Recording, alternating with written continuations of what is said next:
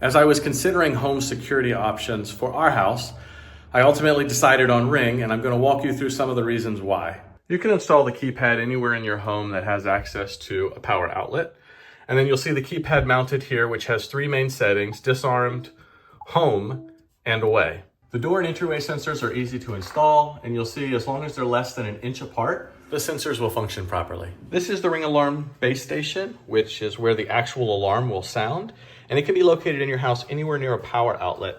However, it does have an internal rechargeable battery that will last up to 24 hours should you lose power, and if you lose Wi-Fi connectivity, it provides cellular backup. The app gives you access to all of the sensors to see that they're connected. And my favorite feature in the app is mode schedules. They added this one later, and it allows you to set times during the day or night to arm and disarm the alarm. Last, but certainly not least, is the Protect plan.